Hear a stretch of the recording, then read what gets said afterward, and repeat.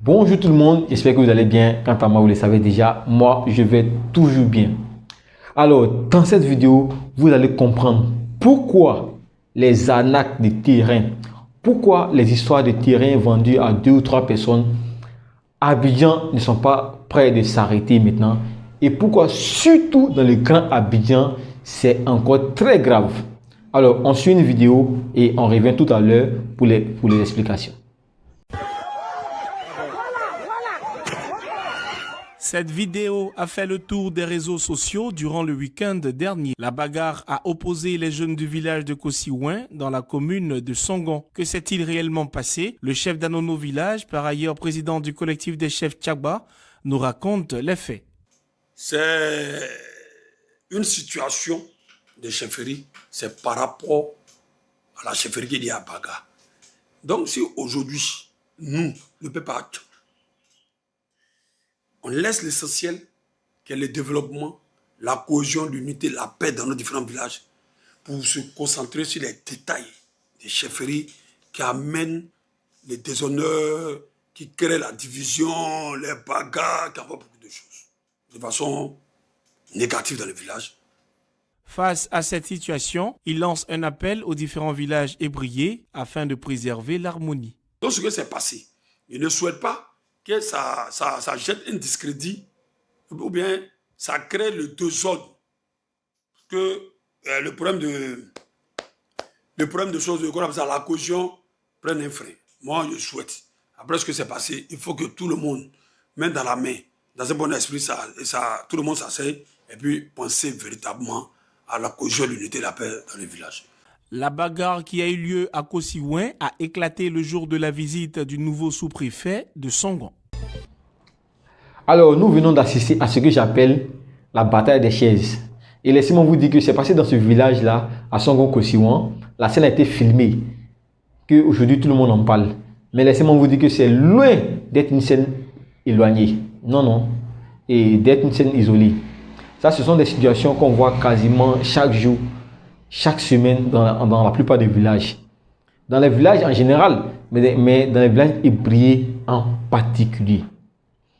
Alors ici, cette scène a eu lieu lors d'un événement particulier, lors de la visite du sous-préfet. Et vous le savez, le sous-préfet représente le chef de l'État. Donc, c'est comme si le président venait et puis il assiste à cette scène-là. Vous savez que toute la superficie de la Côte d'Ivoire, c'est-à-dire les 322 462 km², appartiennent à l'État. Et l'État cède la gestion coutumière aux villageois. Vous voyez, voilà.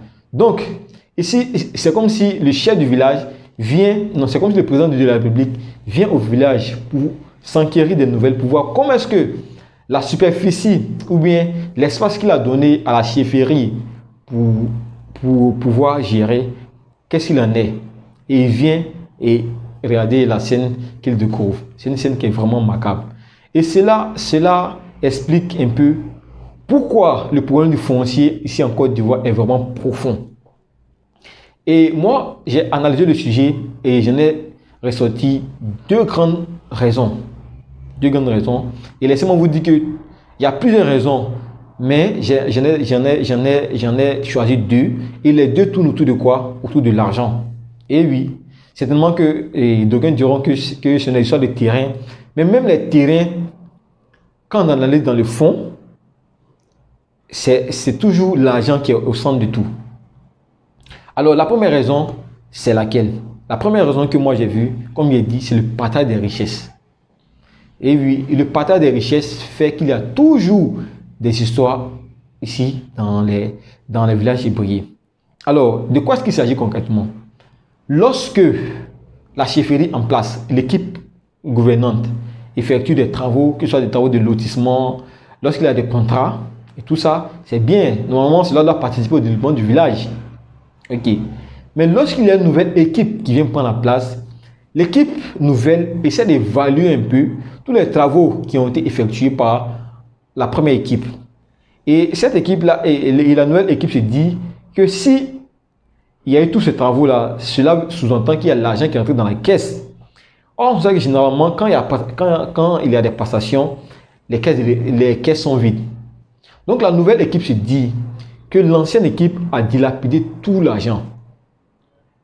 Donc, la nouvelle équipe cherche et par tous les moyens à pouvoir gagner sa part du gâteau.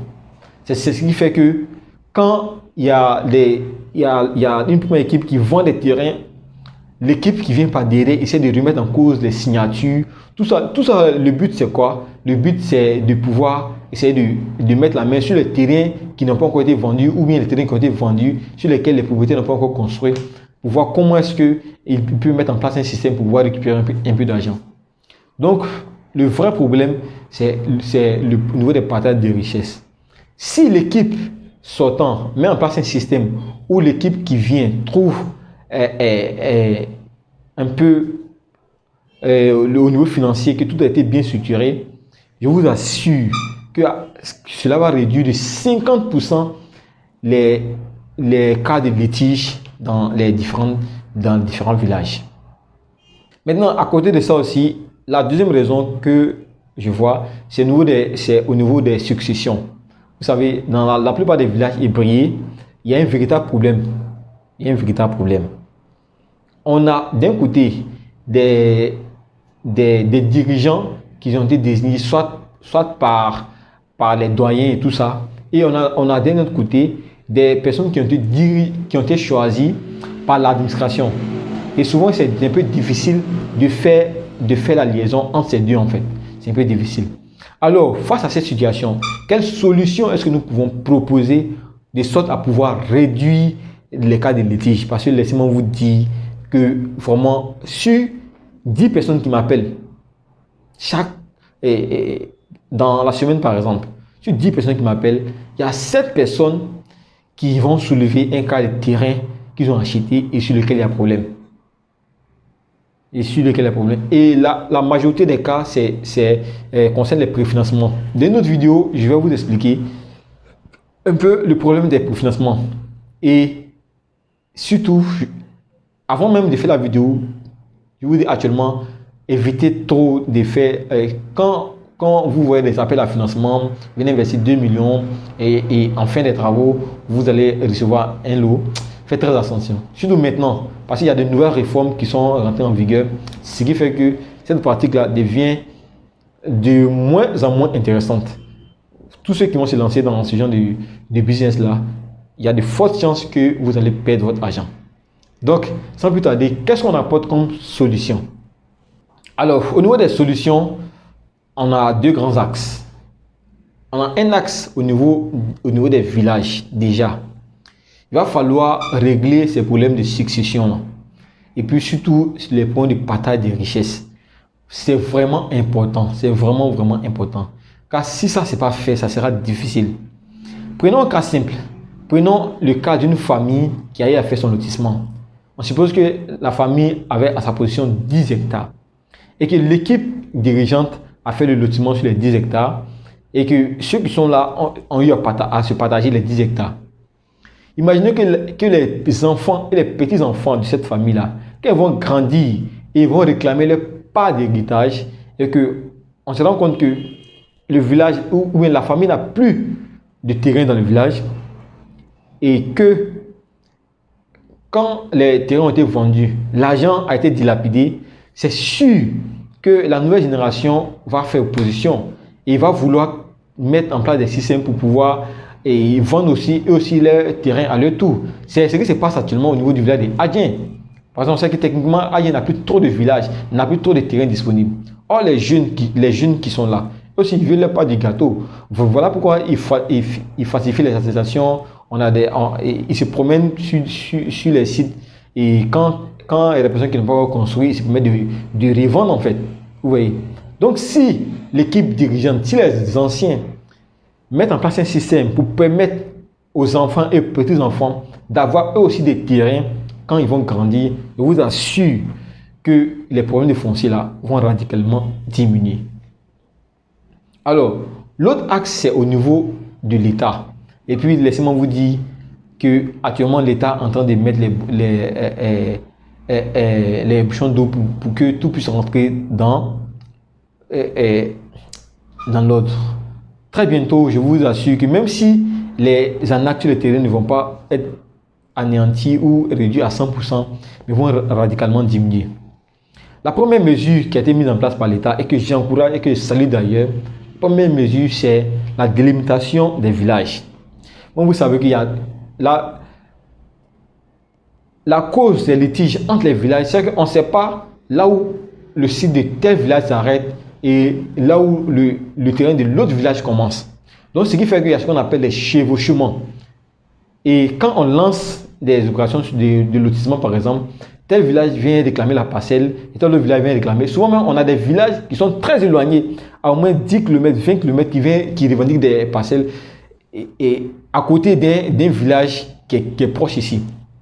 Vous voyez, par exemple, au niveau de Kofikro, juste derrière Kofikro, il y a un espace qui est là que le locataire réclame, que Kofikro aussi revendique ici, et vous voyez, c'est vraiment difficile. Donc, avec la mesure qui va consister à délimiter les villages là, vraiment, on va réduire tout ce qui est arnaque. Donc là, vraiment, je remercie le gouvernement pour cette démarche. Elle est vraiment salutaire. La deuxième solution qui est déjà en cours d'élaboration à travers le SIGFU, il s'agit de délimiter, il s'agit de faire ce qu'on appelle un titre foncier unique. Alors, en quoi consiste l'identifiant unique? On a dit tout à l'heure que les villages seront délimités. Ok. Prenons le cas d'un village, Kofikro, c'est un village banal. Hein. Voilà, c'est un nom banal, c'est à titre d'exemple. Kofikro a été délimité et sur tout l'espace de Kofikro fait 100 hectares par exemple. L'État va créer ce qu'on appelle un titre foncier unique pour tout le village de Kofikro. Et quand c'est fait, l'État va morceler tous les 100 hectares là en lots.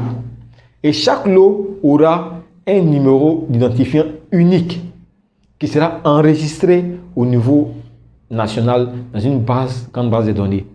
Donc, si par exemple les 100 hectares font 20 000 lots et que la famille Koudou se retrouve avec 20 lots, tous les 20 lots de la famille Koudou seront répertoriés sur le site du SIGFU. Donc, pour quelqu'un qui veut acheter un terrain avec la famille Koudou, par exemple, c'est la famille Koudou qui est autorisée à vendre le terrain. Là, le numéro passe de la famille Koudou à une personne tiers.